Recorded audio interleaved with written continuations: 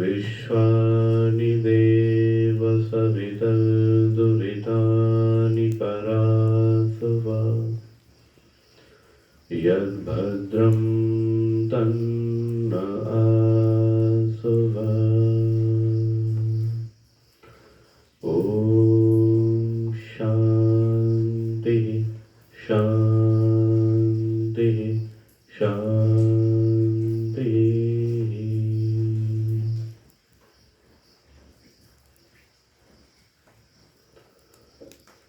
पवित्र यज्ञशाला में शोभायमान पूज्य स्वामी चित्तेश्वरानंद सरस्वती जी, आदरणीय स्वामी मुक्तानंद परिव्राजक जी, सभी उपस्थित साधकगण, ब्रह्मचारीगण,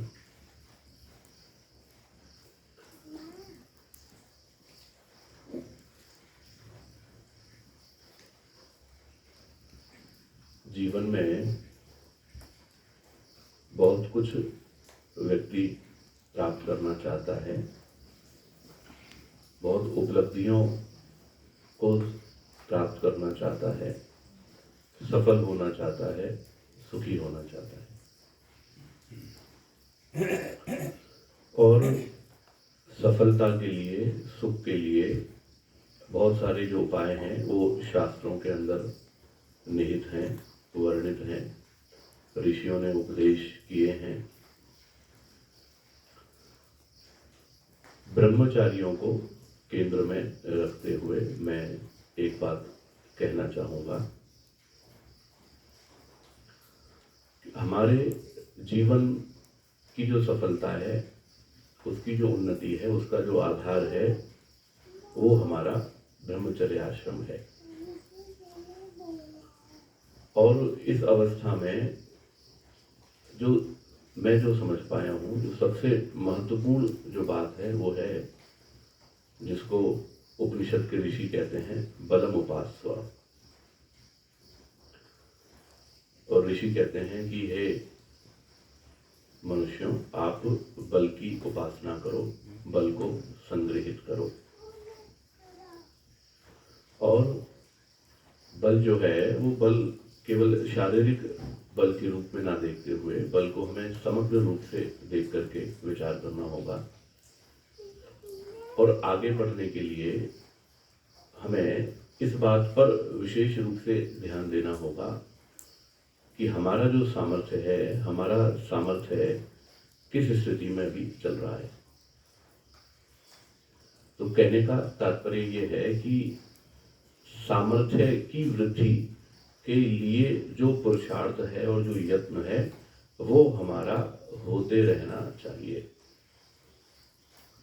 अगर सामर्थ्य की वृद्धि अगर हम कर रहे हैं दिन प्रतिदिन, आज हमारा चाहे कितना भी निम्न सामर्थ्य हो, हमें लगे कि हम शरीर से बहुत कमजोर हैं, हमें ये लगने लगे कि हम समझ बहुत कम पा रहे हैं, बहुत कम थोड़ा सा याद रख पाते हैं, बहुत थोड़ा सा हम समझ पाते हैं, हमें कोई कार्य दिया जाता है, हम बहुत थोड़ा सा कर पाते हैं, ठीक ढंग से नहीं कर पा रहे हैं, या और भी कई सारी त्रुटियां जो हैं वो हमसे हो रही हैं। कुल मिलाकर के लगता है कि मैं बहुत सारे जो विद्यार्थी हैं उन विद्यार्थियों से बहुत कम हूँ। और ऐसा अपने आप को देखते हुए, सोचते हुए मैं अपने मन के अंदर हीन भावना को लेकर के आता हूँ। मैं अपने मन के अंदर थोड़ा सा अपने आप को निम्न सा देखता हूँ, निराश होता हूँ, दुखी अनुभव करता हूँ। तो इन सब परिस्थितियों में हमें इस बात पर विचार करने की आवश्यकता है और इस बात को स्वीकार करने की आवश्यकता है कि ठीक है, मैं ऐसा हूं,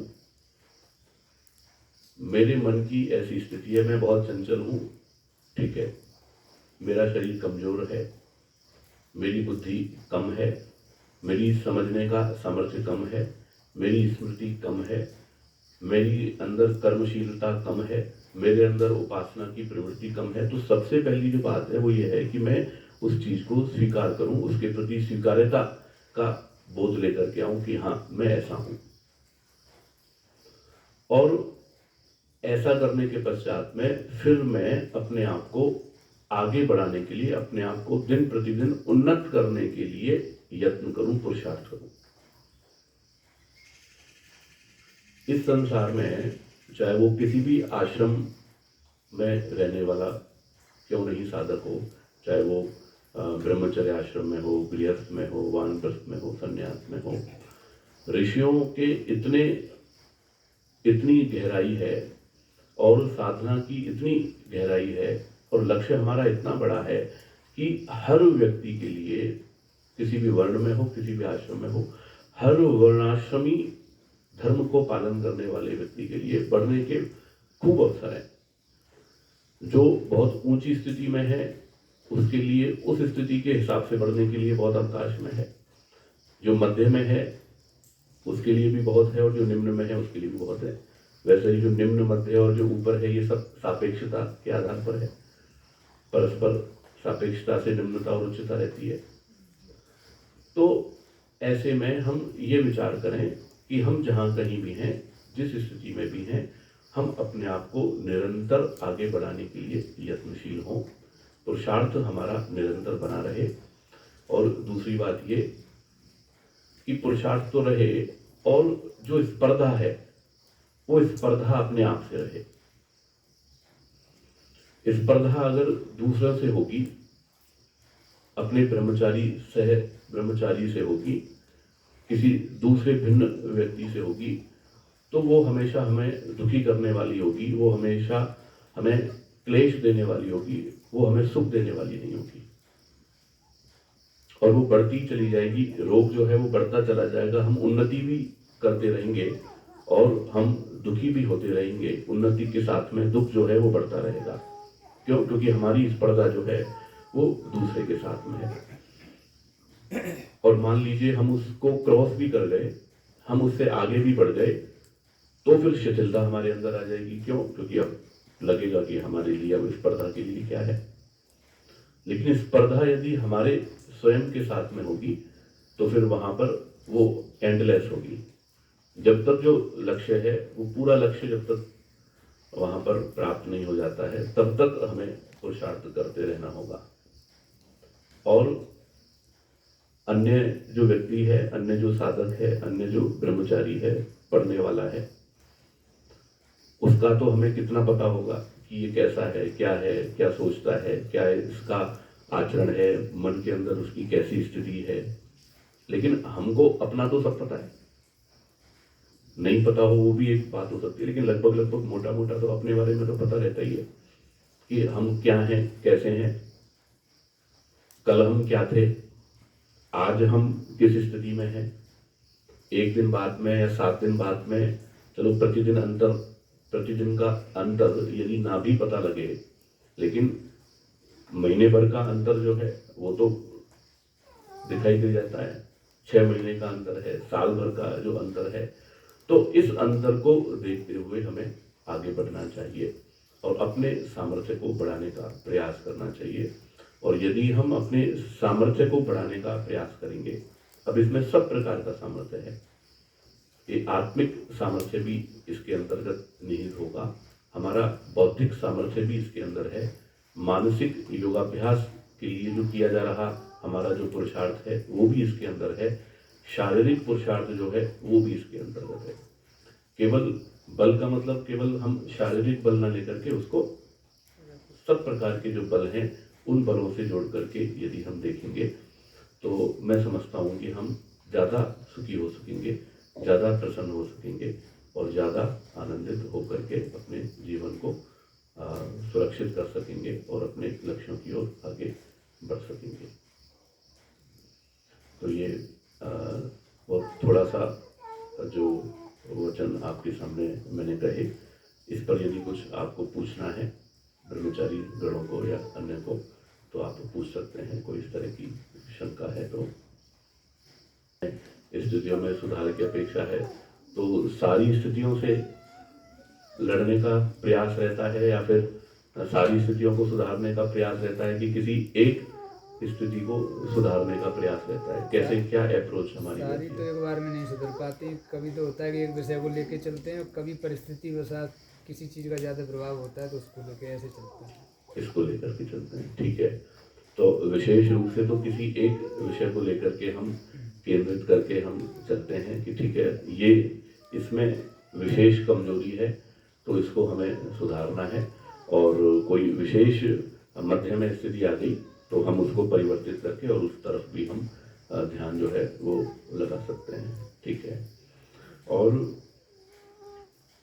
ये जो ब्रह्मचर्य आश्रम है, इस ब्रह्मचर्य आश्रम में विद्या अध्ययन तो है ही महत्वपूर्ण, विद्या तो हमें पढ़नी ही है, और शरीर का जो स्वास्थ्य है वो तो हमें ध्यान में रखना ही है। स्वामी दयानंद जी ने दो बातों को लेकर के ही विशेष रूप से कहा, एक तो शरीर का बल और दूसरा विद्या का बल। तो इन दोनों को लेकर के हमें विशेष रूप से आगे बढ़ना है।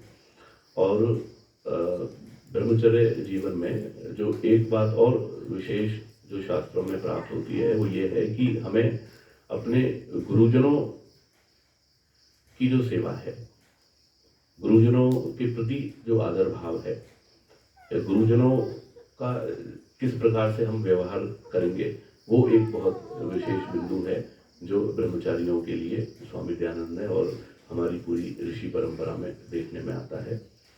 और जो भी दायित्व हमें गुरुजन देवे, क्योंकि शास्त्रकार कहते हैं कि हमें जो सीखना है, क्योंकि हम सब दर्शनों को ही पढ़ते हैं, तो ज्ञान तो जो है वो नैमित्तिक निमित्त से ही आता है, तो ज्ञान तो निमित्त से ही आएगा, ठीक है। और निमित्त के लिए तो दूसरा ही उसमें साधन बनेगा, तो किसी दूसरे से ही हम सीखेंगे, और दूसरे से जब हम सीखेंगे तो वो हम तब सीख सकते हैं जब उसके चित्त में हमें कुछ प्रदान करने की अनुकूलता हो। आप समझ रहे हैं ना? अगर जो सिखाने वाला जो अध्यापक है, जो शिक्षक है, यदि उसके अंदर अपने शिष्य को या सीखने वालों को उस तरह से सिखाने की यदि बहुत प्रेम और बहुत भाव उसके प्रति यदि नहीं उभर पा रहा है, तो फिर वहाँ पर दिक्कत आती है। तो हमें इस बात का विशेष रूप से ध्यान देना है कि हम जिनसे सीख रहे हैं उनके प्रति आदर और सम्मान न केवल क्रियाओं से, चेष्टाओं से, वो स्थूलता से तो आदर सम्मान हमें करना ही करना है, लेकिन स्थूलता से आदर सम्मान करते हुए हमें मन के तल पर जाकर के उनका आदर सम्मान करना है। और जब हम अपने हृदय से उनके प्रति आदर सम्मान प्रेम हम रखेंगे और उनके प्रति समर्पण रखेंगे, फिर उनका जो फिर दान करना होगा विद्या का, और हमें जो ग्रहण होगा वो एक विशेष स्तर का होगा। और ऐसा नहीं है कि जो गुरुजन हैं या बड़े हैं उनको पता नहीं चल पाता है, ऐसा नहीं है। विद्यार्थियों को लगता है या शिष्यों को लगता है कि ठीक है, हम औपचारिक जो चीज़ें हैं वो तो कर ही रहे हैं, चरण स्पर्श है, अभिवादन है, जो भी इसमें प्रोटोकॉल जैसे कहते हैं ना, तो प्रोटोकॉल तो चल रहा है, तो लेकिन प्रोटोकॉल के अतिरिक्त मन में क्या चल रहा है, वो जो है, वो जो अध्यापक होते हैं या गुरुजन होते हैं, वो उनको सारी क्रियाओं से, चेष्टाओं से, भाव भंगिमा से, उनके आदेशों की पालना कैसी हो रही है, कैसे हम प्रतिक्रिया कर रहे हैं, कैसे हम बोल रहे हैं, कैसे हम क्या कर रहे हैं, उन सारी चीज़ों से। और पढ़े लिखे लोग जो हैं वो अपने आप बहुत आसानी से उस चीज़ का अनुमान लगा लेते हैं कि इनके ये बाहर से आदर सत्कार है या फिर अंदर से आदर सत्कार है। और यदि वास्तव में अंदर से यदि आदर सत्कार है और अंदर से यदि समर्पण है, जिस तरह से इन्होंने यहाँ पर संविधान ने समर्पण किया अग्नि के लिए, तो यदि उस प्रकार से समर्पण यदि हमारा है अपने गुरु के प्रति, अपने अध्यापक के प्रति, अपने पढ़ाने वाले के प्रति, सिखाने वाले के प्रति, तो फिर वो जो सिखाता है और शिष्य को फिर जो मिलता है वो एक सामान्य स्थिति से अलग होता है।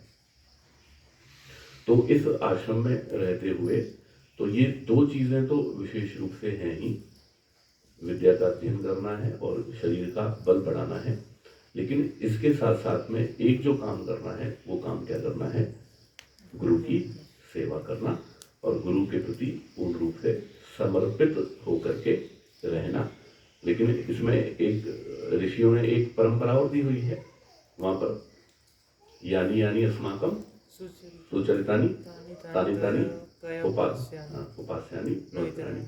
तो सीखना तो है, लेकिन अगर कोई दोष अगर वहाँ पर है, कोई भी ऐसा तो कोई भी नहीं है कि हम सब, जब मैं भी एक शिक्षक हूँ, मैं भी पढ़ाता हूँ करता हूँ, तो कोई भी ऐसी बात है कि हमें लग रहा है कि और हमारे मन के अंदर ये आ रहा है नहीं ये तो हमारे गुरुजी जो हैं ये ठीक नहीं कर रहे, आचार्य जी ये ठीक नहीं कर रहे, या हमें ऐसा लग रहा है, उसमें हमें मतभेद लग रहा है, हो सकता है उनकी दृष्टि से ठीक हो, लेकिन हमारे ज्ञान से और हमारी स्थिति से हमें लगता है ना कभी कभी मन में विरोध आता है, नहीं आता है। अब स्वामी जी पास में बैठे हुए हैं तो फिर कैसे गए हैं, लेकिन ये तो स्वाभाविक स्थिति है इस आश्रम की, ब्रह्मचर्य आश्रम की। आप स्कूल्स में देख लो तो भी होता है, कॉलेजेस में देख लो तो भी होता है, पढ़ाने वालों के प्रति किसी बात को लेकर के डिस्प्यूट जो है वो हो जाता है और लगता है कि नहीं नहीं हम ठीक हैं, वो गलत है, सामने वाला गलत है। लेकिन ऐसी कोई स्थिति भी हो और लगे तो मेरा तो ऐसा मानना है कि अगर कुछ ज़्यादा सामान्य बात है तो कोई बात नहीं, ज़्यादा बात है तो मिलकर के बात कर लेनी चाहिए, ठीक है। मन ही मन के अंदर ज़्यादा नहीं रखना चाहिए, विद्यार्थियों को ज़्यादा मन में ये जो इधर उधर की चीज़ें हैं, राग द्वेष है और इधर उधर की बातें हैं, वो ज़्यादा नहीं रखनी चाहिए। बहुत अच्छे से खुले होकर के अपने गुरु के प्रति रहना चाहिए, समर्पण के भाव से उनके प्रति रहना चाहिए, और कोई ऐसी बात लगे, कोई ऐसी चीज़ लगे तो उससे पृथक रहना चाहिए, लेकिन पूर्ण रूप से विद्या के प्रति, उनके दिए हुए निर्देशों के प्रति, उनकी कही हुई बातों के प्रति हमें पूर्ण रूप से समर्पित रहना चाहिए। यदि हम इस प्रकार से रहेंगे तो निसंदेह हमारा सामर्थ्य बढ़ेगा और हम आगे बढ़ पाएंगे। और मेरे को लगता है कि इससे बड़ी चीज़ तो और कोई मुझे समझ में नहीं आती। हालांकि योगाभ्यास का तो अपना एक क्षेत्र है, वो तो आप करते ही होंगे और करते ही रहना है। जी, आप कुछ पूछ रहे थे। जैसे हम अपने स्टेट्स बढ़ाते हैं कोई भी, तो अलग अलग होते हैं क्षेत्र, जैसे ये हो गया शारीरिक क्षेत्र हो गया, विद्या का क्षेत्र हो गया। तो इसमें शुरू से ही एक कठिनाई आती है कि जैसे विद्या के प्रति लगते हैं तब शरीर वाला छूटता ही छूटता है, मतलब पूर्ण रूप से उसमें कर नहीं सकते, दोनों में एक जैसा समय लगाएं ऐसा हो नहीं पाता है। तो इसका क्या सामंजस्य बिठाएं? ये देखना होगा ना कि आपके लिए, भाई आपको यदि रेसलिंग में जाना है, यदि आपको कुश्ती में ही जाना है, मतलब शरीर ही बढ़ाना है, अगर ये लक्ष्य हो किसी का, तो फिर तो उसको उसमें बहुत ज़्यादा समय देना पड़ेगा। 3 घंटे सुबह भी देने हैं, 3 घंटे शाम को भी देने हैं, फिर खान पान भी वैसा करना है, फिर वो सारी चीज़ें करनी है। लेकिन अभी हमारा उद्देश्य तो ये है कि शरीर स्वस्थ रहे, शरीर में बल रहे, ताकत रहे, तो उसके लिए तो ठीक है। उसके लिए तो प्रतिदिन जिस तरह की दिनचर्या रहती है कि आधे घंटे या पौन घंटे नियमित रूप से जो व्यायाम है उतना ठीक है, तो उससे तो कोई बाधा नहीं आती है। बाधा तो तब आती है जब बराबर से चल रहा हो या फिर एक दूसरे को ओवरटेक कर रहा हो, जो व्यायाम में और शरीर में इतना ध्यान दे रहे हैं कि हम कि 5-7 घंटे या 8 घंटे उसी में ही लग रहे हैं, जैसे एक बॉडी बिल्डर वाले या उस तरह के लोग करते हैं। तो वो अगर लक्ष्य है तो विषय अलग है। तो फिर ऐसे समय में तो लक्ष्य देखना चाहिए कि लक्ष्य क्या है। लक्ष्य हमारा विद्या अध्ययन है और शरीर का निर्माण है। तो प्रतिदिन का व्यायाम आधा पौन घंटे जो हमारी दिनचर्या में होगा, विद्यार्थी की दिनचर्या में होगा, बहुत है। मुख्य बात है प्रतिदिन का। तो प्रतिदिन यदि हो रहा है वो आधा पौन घंटे भी